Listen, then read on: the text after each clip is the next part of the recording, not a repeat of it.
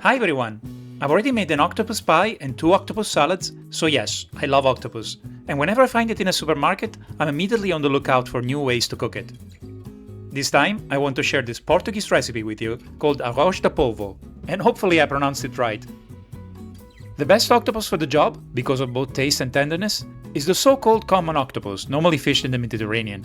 It has 2 rows of suckers, and you're more likely to find it frozen. But that's actually perfect because it means it will be more tender and therefore ideal for a rice dish. So first of all, let's cook it. As usual, I dip the tentacles into boiling water a couple of times. Apart from curling them up, this also allows them to heat more gradually, which should also prevent the flesh from toughening and the skin from tearing. Octopus is naturally salty, but I'm adding a teaspoon of salt anyway, because these are only half a kilo of tentacles in a lot of water, about 2 liters. If you're not sure how much salt to use, start with half a teaspoon and you can add more at the end if needed. I'm also adding a carrot, a celery stick, an onion, and 2 bay leaves.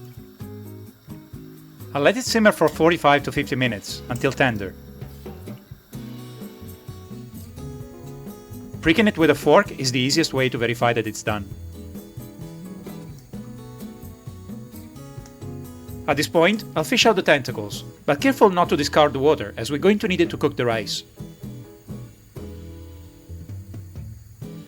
Let's move on to the other ingredients. I will score 2 tomatoes with a knife. Then I will drop them in boiling water just for 20 to 30 seconds. Now I will dice an onion and the 2 tomatoes. As you can see, it's very easy to peel them after they've been blanched. Of course you can avoid this if you don't mind bits of tomato skin in the finalized dish. Let's also chop a bit of coriander. Once the octopus has cooled down, I'll set aside some of the lower halves of the tentacles and I'll chop the rest of them.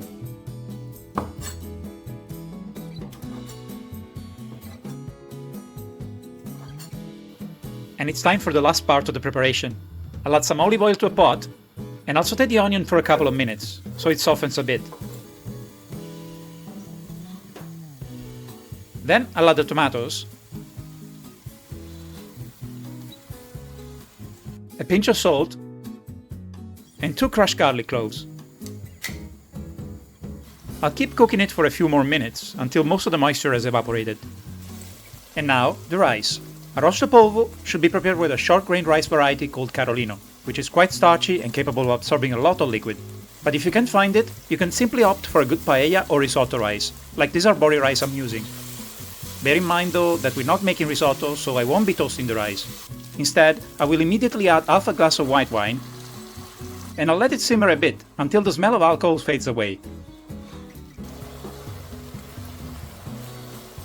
Then I'll add the coriander, 700 milliliters of the octopus stock, and I'll let it simmer for about 10 minutes. At this point, I'll add the octopus I chopped earlier,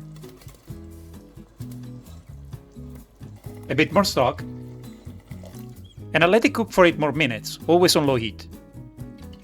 Towards the end of the cooking process, I'll add some black pepper, I'll check for salt and if the rice is done, and I'll add more water if necessary. Of course it's entirely up to you, but the most authentic way to serve this dish is, as the Portuguese say, malandrinho, which means with a sort of brothy sauce, sometimes even more than what you see here. So I won't let it dry up completely.